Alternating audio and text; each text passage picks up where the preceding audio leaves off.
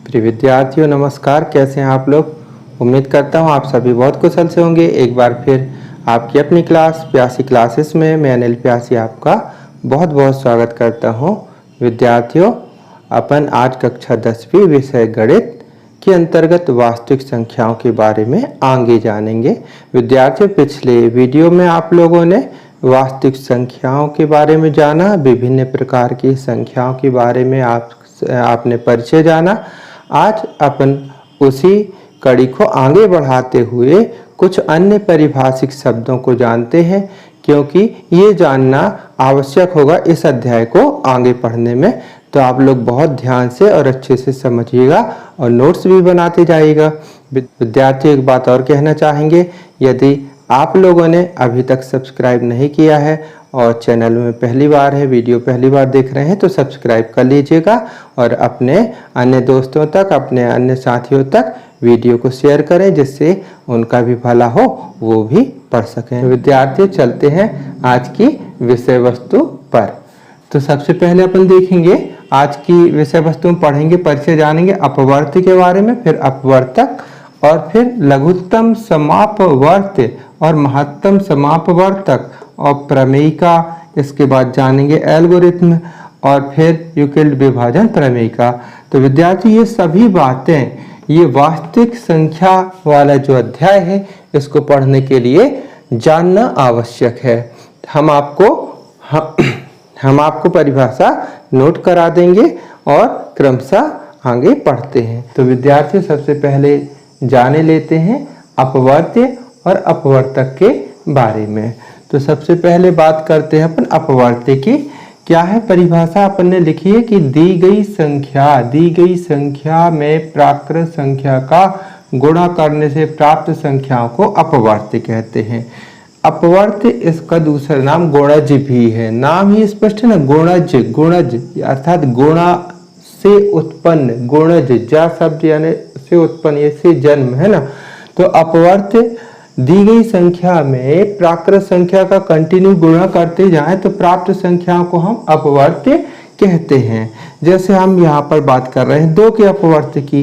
तो सबसे पहले हम अगर 2 में 1 का गुणा करेंगे तो 2 एकम 2, फिर 2 में अगर 2 का गुणा करेंगे तो 2 दूनी 4, अगर 2 में 3 का गुणा करेंगे तो 6, 2 में अगर 4 का गुणा करेंगे तो 8, 2 में 5 का गुणा करेंगे तो 10। तो चूंकि प्राकृत संख्या अनंत होती है तो इसलिए ये भी कैसे होंगे, अनंत होंगे, अपरिमित होंगे, है ना, असीमित होंगे। इसी प्रकार अपन देख सकते हैं 3 के अपवर्त्य। तो 3 में अगर 1 का गुणा करेंगे तो 3 एकम 3, 3 में 2 का गुणा करेंगे 6, 3 का गुणा कर देंगे 9, 4 का गुणा करेंगे 12, 5 का गुणा करेंगे 15। इसी प्रकार ये अनंत तक जाएंगे, क्योंकि प्राकृत संख्या अनंत होती है। तो यहाँ बात कर लेते हैं, इसकी कुछ विशेषताएं होती हैं।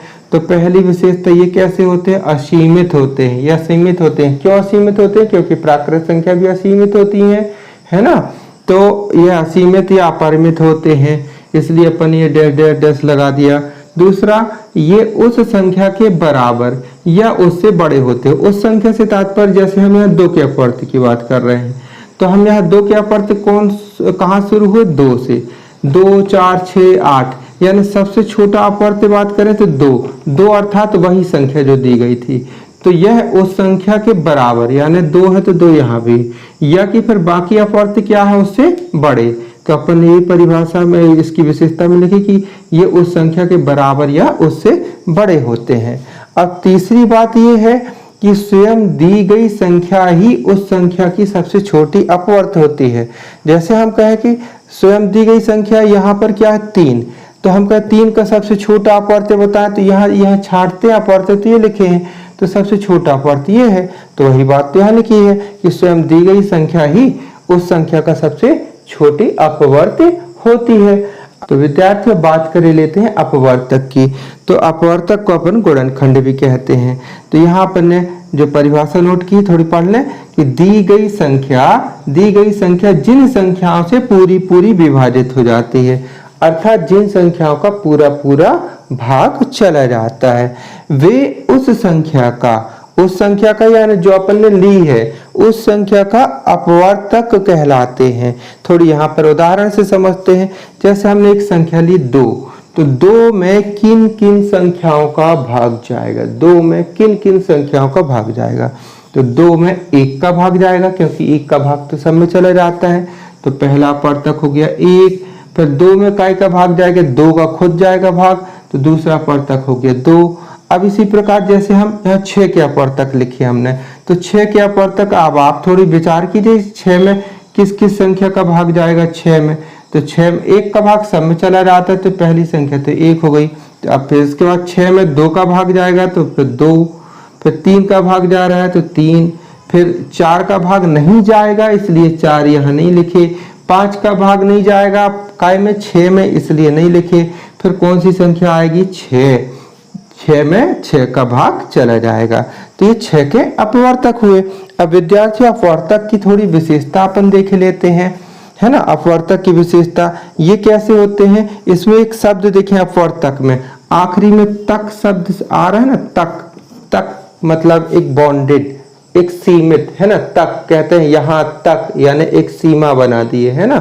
तो यहाँ ये कैसे होते हैं, ये परिमित या सीमित होते हैं पहली बात, क्योंकि इसके नाम ही से स्पष्ट है ना, अपवर्तक, है ना। तो ये क्या हो जाएंगे, ये सीमित होते हैं, ठीक है। फिर दूसरी बात यहाँ पर क्या आ जाती है, ये दी गई संख्या के बराबर, दी गई संख्या के बराबर या उससे क्या होते छोटे, क्योंकि यह 2 है तो यहाँ सबसे बड़ा क्या कहलाया 2, लेकिन बाकी अपवर्तक क्या कहलाया इससे छोटे। जैसे यहाँ 6 है तो यहाँ एक अपवर्तक तो 6 हुआ, लेकिन बाकी अपवर्तक क्या हुए इससे छोटे। किससे छोटे, 6 से छोटे हुए, 1 2 3 इससे छोटे हुए। तो ये दी गई संख्या के बराबर या उससे छोटे होते हैं। फिर एक यहाँ भी आ रहा है, एक यहाँ भी आ रहा है, तो एक प्रत्येक संख्या का अपवर्तक होता है। फिर अगली विशेषता कि प्रत्येक संख्या स्वयं का अपवर्तक होती है। जैसे 2, तो यहाँ भी 2 आया है, यानी 2 का अपवर्तक है, 6 का अपवर्तक है। तो प्रत्येक संख्या स्वयं का अपना एक अपवर्तक होती है। फिर दी गई संख्या के अपवर्तक उस संख्या के भाजक भी होते हैं। जैसे हम कहें 6 के भाजक बताइए, तो आप इनको बोल देंगे 1 2 3 6, ये 6 के भाजक है ना। तो विद्यार्थियों अभी आपने जाना अपवर्त्य और अपवर्तक। अब थोड़ी सा आप लोग भी प्रैक्टिस किया कीजिएगा। हम आपको कॉपी में अभ्यास कार्य के लिए दे रहे हैं, करके देखिएगा। यदि ना बने तो पूछिएगा। हम आपको एक छोटा सा यहाँ प्रश्न दे रहे हैं, आपको यहाँ पर लिखना है 12 और एक संख्या ले लीजिए, है ना, 12 व 15 के अपवर्त्य लिखना। आपको थोड़ी सा दिमाग लगा करके लिखिएगा अपवर्त्य, और यहाँ पर 12 और 15 के अपवर्तक भी लिखना है ना। 12 व 15 के अपवर्तक आपको कॉपी में लिखना है। ये होमवर्क है, HW है आपके लिए, है ना। करके बताइएगा। यदि ना बने तो, है ना, हम आपकी हेल्प करेंगे, बताएंगे, अभ्यास कार्य करें। इसी प्रकार आप बहुत सारी संख्याओं को निकालें और देखें कि अपवर्तक कैसे निकलते हैं। तो विद्यार्थियों अब आगे बढ़ते हैं, लघुत्तम समापवर्त्य के बारे में जाने लेते हैं, ठीक है। तो विद्यार्थी अब जाने लेते हैं लघुत्तम समापवर्त्य के बारे में। जैसा यहाँ पर अगर नाम को अपन ये जो लिखा हुआ शब्द लिखा हुआ इसको अगर तोड़ें तो यहाँ पर ऐसा कुछ बनेगा। देखें, लघुत्तम धन समान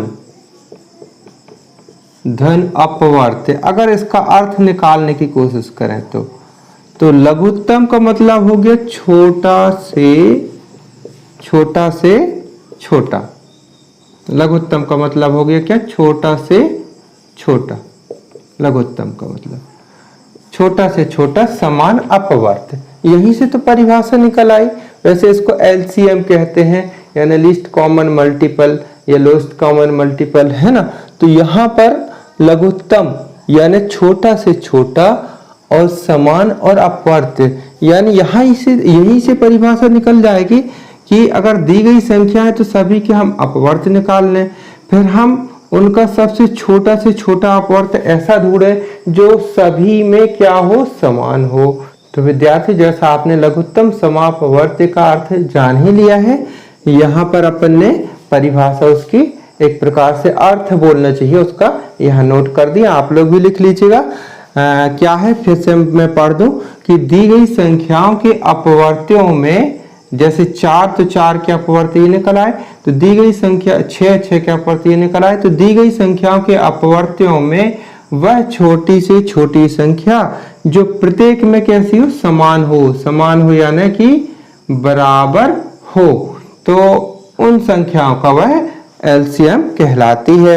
अब जैसे अपन ने यहाँ पर अर्थ भी अपन ने लघुत्तम समापवर्त्य का शॉर्ट में नोट कर दिया कि लघुत्तम अर्थात छोटा से छोटा, फिर समा यानी कि समान, फिर अपवर्त्य अर्थात गुणज, अर्थात दी गई संख्याओं के पहले गुणज लिख लीजिए आप, अपवर्त्य लिख लीजिए, फिर सबसे छोटा भी होना चाहिए लेकिन दोनों में बराबर भी होना चाहिए, वही तो लघुत्तम समापवर्त्य है। तो आशा है विद्यार्थी समझ में आ गई होगी बात, और यदि कोई प्रॉब्लम हो तो लिखिएगा। आपके लिए प्रैक्टिस के लिए, अभ्यास के लिए एक छोटा सा सरल सा प्रश्न है, जरूर करके देखिएगा, और यदि ना बने या कोई समस्या जाए तो बताइएगा, सरल ही देंगे जिससे आपका अभ्यास हो पहले, है ना। तो ये हम आपके लिए लिख दे रहे हैं 6 व 8 का एलसीएम पहला, दूसरा 8 व 12 का एलसीएम ज्ञात करो,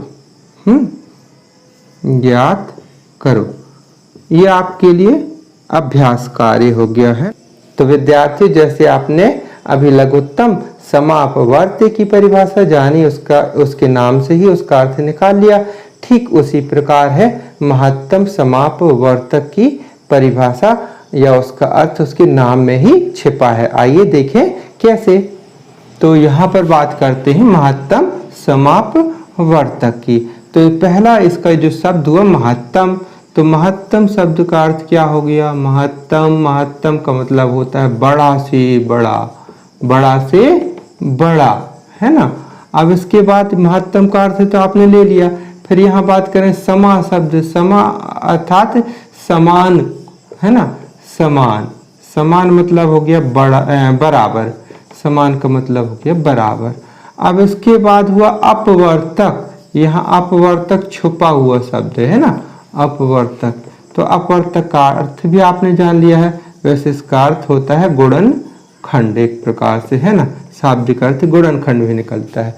तो महत्तम समापवर्तक की परिभाषा निकल के आ जाएगी कि दी गई संख्याओं के अपवर्तकों में सबसे बड़ा से बड़ा अपवर्तक उन संख्याओं का क्या कहलाएगा, महत्तम समापवर्तक। तो विद्यार्थी परिभाषा में नोट कर दो जिससे आपको लिखने में, नोट कॉपी बनाने में, नोट्स बनाने में आसानी जाए, ठीक है। तो विद्यार्थियों यहाँ पर अपन ने महत्तम समापवर्तक की परिभाषा नोट कर दी कि दी गई संख्याओं के अपवर्तकों में बड़ा से बड़ा एवं समान अपवर्तक उन संख्याओं का महत्तम समापवर्तक कहलाता है। अब जैसे समझ ले तो उदाहरण के लिए, जैसे 12 व 16 का महत्तम समापवर्तक अर्थात HCF, ये सा लिख दी ना, यानी महत्तम समापवर्तक अर्थात HCF हायर कॉमन फैक्टर ज्ञात करना है। तो सबसे पहले हम क्या निकाल लें, 12 के गुणनखंड या 12 के अपवर्तक, ये निकाल ले रहे हैं। तो 12 के अपवर्तक कैसे निकालेंगे, अभी अपने आगे पढ़ लिया है। अपवर्तक अर्थात गुणनखंड, अपवर्तक अर्थात गुणनखंड। तो ऐसी संख्या हमें इसमें ढूंढनी है जिनका भाग 12 में पूरा पूरा चला जाए, वो इसके अपवर्तक कहलाएंगे। तो 12 में भाग जाएगा पहले 1 का, फिर 2 का जा रहा है ना, 2 छक्का 12, फिर 3 का भी जा रहा है, 3 चौके 12, फिर 3 के बाद 4 का भी जाएगा, 4 तिया 12, फिर 5 का नहीं जाएगा, फिर 6 का जाएगा, फिर 6 के बाद 7 8 नहीं जाएगा, फिर 9 का नहीं जाएगा, 10 का भी नहीं जाएगा, 11 का भी नहीं जाएगा, काय का जाएगा, आखिरी में 12 का जाएगा। तो 12 के अपवर्तक हो गए। अब इसी प्रकार 16 के अपवर्तक, तो 16 के अपवर्तक अपन लिखे ले रहे हैं। तो 16 में किन किन का भाग जाता है, एक तो प्रत्येक संख्या में, एक का भाग तो प्रत्येक में चला जाता है, प्रत्येक संख्या में। तो एक के बाद फिर 2 का भी जाएगा, 3 का नहीं जाएगा भाग 16 में, 4 का जाएगा भाग तो 4 लिखेंगे, 5 का इसमें भाग नहीं जाएगा 16 में तो 5 नहीं लिखेंगे, 6 का भी नहीं जाएगा, 7 का भी नहीं जाएगा, 8 का जाएगा तो यहाँ 8 लिखेंगे। फिर 9 का नहीं जाएगा, 10 का नहीं जाएगा, 11 का नहीं जाएगा, 12 का नहीं जाएगा, 13 का नहीं जाएगा, 14 का नहीं जाएगा, 15 का भी नहीं जाएगा और काय का जाएगा सीधे 16 का सीधे सीधे भाग जाएगा, है ना। आप चेक कर सकते हैं, 1 का जा रहा है, फिर 2, फिर 4, फिर 8 और 16, तो इसके ये अपवर्तक हो गए। तो इसके ये क्या हुए, अपवर्तक। अब हमें क्या बात करनी है, इसमें कैसा होना चाहिए, यहाँ पर महत्तम समापवर्तक अर्थात बड़ा से बड़ा और समान ढूंढना है। तो यहाँ से शुरुआत करते हैं, लघुत्तम होता तो यहाँ शुरुआत करते हैं, महत्तम है इसलिए बड़ा से बड़ा यानी बड़ी संख्या इस साइड से। तो सबसे पहले 16 देखते हैं यहाँ पर, तो 16 इसमें है पर इसमें तो नहीं है, तो ये भली संख्या बड़ी है पर दोनों में नहीं है, दो शर्त है ना, बड़ा से बड़ा भी होना चाहिए, समान भी होना चाहिए, तो इसलिए ये 16 अपन नहीं ले पाएंगे, है ना। फिर बात दूसरे नंबर 12 की आती, तो 12 इसमें है लेकिन इसमें नहीं है, इसलिए 12 भी गया काम से। फिर इसके बाद जब देखते हैं यहाँ पर, यहाँ बात देखते हैं, फिर नंबर आ जाता है 8 का, तो 8 इसमें तो है लेकिन इसमें नहीं है, तो 8 भी इसमें नहीं आएगा। फिर अब नंबर आ जाता है 6 का, तो 6 इसमें भी नहीं, ये भी नहीं आएगा। फिर अब आप बात आ जाती है 4 की, तो 4 देखिए इसमें भी है और 4 इसमें भी है, तो ये निकल आया आपका महत्तम समापवर्तक यानी HCF। तो यहाँ लिख सकते हैं अपन, इसलिए 12 व 16 का HCF बराबर 4, अर्थात 4 वह बड़ी से बड़ी संख्या है। यह अर्थ हुआ महत्तम का कि 4 वह बड़ी से बड़ी संख्या है जिसका भाग 12 में भी और 16 में भी पूरा पूरा चला जाता है। तो विद्यार्थी इतना आप लोग नोट कर लीजिए। वैसे विषय वस्तु थोड़ी सी बड़ी हो रही है पर ध्यान दीजिएगा, अपन को गणित पूरी भी तो पढ़ना है, इसलिए थोड़ी समय तो आपको देना पड़ेगा। अब बहुत जल्दी से संक्षेप में बात कर लेंगे प्रमेयिका, और प्रमेयिका के बाद एल्गोरिथ्म और विभाजन प्रमेयिका, है ना, यूक्लिड विभाजन प्रमेयिका। तो इसको आप नोट कर लीजिए। तो विद्यार्थियों थोड़ी सी बात और रह गई है, उसे अपन जल्दी से समझ लेते हैं। सबसे पहले बात करते हैं परिभाषिक शब्द में प्रमेयिका की। तो प्रमेयिका एक सिद्ध किया हुआ कथन है, एक मतलब इसको सिद्ध नहीं करना पड़ेगा, सिद्ध किया हुआ कथन है। जैसे आपने पुरानी कक्षा में, पिछली कक्षा में पढ़े होंगे, कई बहुत सारे प्रमेय हैं, पाइथागोरस प्रमेय, थेल्स प्रमेय, बहुत सारे प्रमेय पढ़े होंगे, है ना। तो उन प्रमेयों को अपन को सिद्ध करना पड़ता था, दिया है सिद्ध करना, रचना, उत्पत्ति वगैरह। तो यहाँ पर ऐसा नहीं करना पड़ेगा। प्रमेय का एक सिद्ध किया हुआ कथन है जिसका हम सीधा सीधा प्रयोग कर लेंगे, काय के लिए, जिसका प्रयोग एक अन्य कथन को सिद्ध करने में किया जा सकता है। यानी एक प्रकार हम ये कह सकते हैं कि एक बहुत बड़ी समस्या, बहुत बड़ा प्रश्न है जिसको हल करने के लिए पुराने जो सिद्ध किए हुए कथन हैं उनका अपन इस्तेमाल कर सकते हैं। जब हम इसकी प्रैक्टिस करेंगे तो यहाँ पर और क्लियर होगी बात, है ना, अध्याय में। अभी तो अपन ने केवल नाम का एक अर्थ जाना। अब यहाँ पर बात आती है एल्गोरिथ्म। तो एल्गोरिथ्म क्या है, तो यह एक सुपरिभाषित चरणों की श्रृंखला है, सुपरिभाषित चरणों की श्रृंखला है। पहला चरण, फिर दूसरा चरण, फिर तीसरा चरण। तो यह एक सुपरिभाषित चरणों की श्रृंखला है जो एक विशेष प्रकार की समस्या को हल करने की एक प्रक्रिया या विधि प्रदान करती है। यानी जैसे हम कोई कार्य करते हैं या कोई भी प्रश्न करते हैं तो प्रश्न को हल करने के पहले उसको एक प्रक्रिया बनाई जाती है। पहला चरण, फिर दूसरा चरण, पहले स्टेप में ये करेंगे, दूसरे स्टेप में करेंगे, तीसरे स्टेप में करेंगे। तो एक निर्धारित सुपरिभाषित जो पहले से सुनियोजित है, ऐसी एक श्रृंखला, चरणों की श्रृंखला, है ना। तो यह एक सुपरिभाषित चरणों की श्रृंखला है जो एक विशेष प्रकार की समस्या को हल करने के लिए एक प्रक्रिया, एक विधि प्रदान करती है। इसको भी अपन जब अभी अभ्यास के तौर पे अगले वीडियो में देखेंगे तो और अच्छे से समझ में आएगा। अभी यहाँ पर केवल नाम का अर्थ जानने की कोशिश करते हैं। अब ये इसका बहुत अधिक उपयोग है आपके इस अध्याय में। तो उपयोग तो अपन आगे के वीडियो में देखेंगे। यहाँ इसका थोड़ी सा अर्थ देख लें। यूक्लिड विभाजन प्रमेयिका क्या कहलाती है, पहले जो लिखा है उसको अपन समझ लेते हैं। यदि a और b दो धनात्मक पूर्णांक हो, धनात्मक पूर्णांक मतलब 1 2 3 4 5 6 7 मतलब ऋण वाली संख्या नहीं लेनी, पूर्णांक संख्या लेनी, लेकिन धन वाली। तो धनात्मक पूर्णांक है a और b, है ना। तो क्या होगा, तो q और r भी ऐसी अद्वितीय पूर्ण संख्या, पूर्ण संख्या कहां से शुरू होती है, 0 से। तो q और r भी ऐसी पूर्ण संख्या हमें प्राप्त होंगी, मौजूद होंगी, जो ये वाला रिलेशन रखें। कौन सा रिलेशन रखें कि a बराबर बी क्यू प्लस r, जहां r का मान है कितना, 0 से बड़ा या बराबर और b से छोटा, है ना। और यहाँ जो संख्या a और b लेना है, तो यहाँ पर a बड़ा है b से। अभी आपको ज्यादा अच्छे से समझ में नहीं आया होगा, अभी हम बात कर लेते हैं। एक प्रकार से आपने पढ़े होंगे, यहाँ पर ध्यान दीजिए। इस टाइप से जैसे यहाँ पर हम भाग दे रहे हैं, यहाँ पर ये भाग 8 में हम भाग दे रहे हैं, किसका, 3 का भाग दे रहे हैं। 8 में भाग दे रहे हैं 3 का, तो 3 दूनी 6, है ना।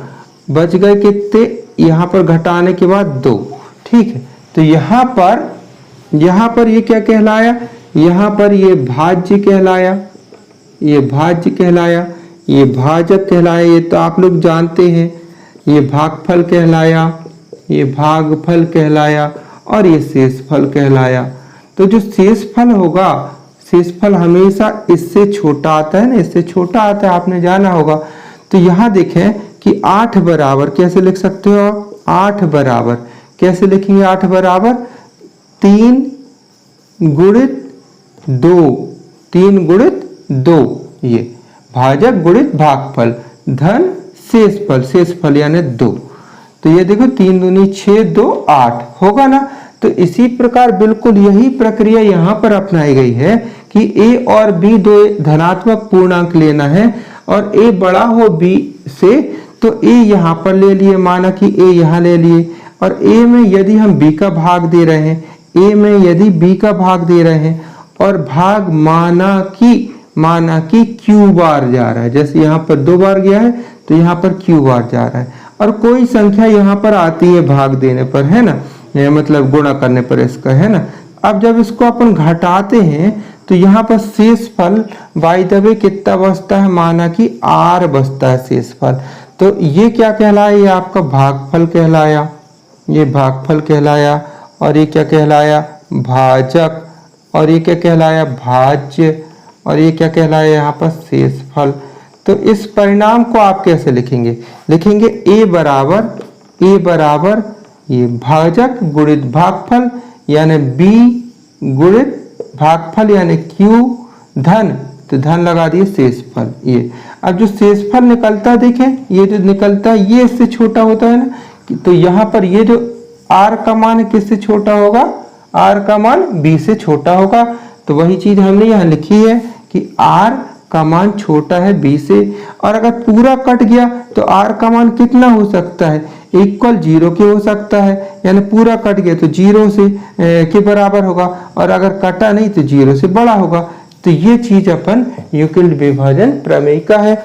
अब इसका कैसे उपयोग करेंगे अपन देखेंगे अगले वीडियो में। तो विद्यार्थियों आशा करते हैं कि आपको विषय वस्तु समझ में आ गई होगी, और यदि इसके बाद भी कोई समस्या हो तो जरूर लिखिएगा। आपके कमेंट आते हैं, आप जब कुछ प्रश्न पूछते हैं या वीडियो देख करके उसके बारे में लिखते हैं कि आपको वीडियो कैसा लगा इत्यादि, तो हमें बहुत खुशी होती है, आपके प्रश्नों का उत्तर देने में हमें खुशी होती है। तो विद्यार्थी कमेंट कीजिएगा, और यदि अभी तक सब्सक्राइब नहीं किए हैं तो सब्सक्राइब कर लीजिएगा, जिससे आपको अगले वीडियो भी आसानी से मिलते रहे, और अपने दोस्तों तक वीडियो को शेयर जरूर कीजिएगा। तो विद्यार्थियों मिलते हैं अगले वीडियो में एक नई विषय वस्तु के साथ, तब तक के लिए थैंक यू, बाय।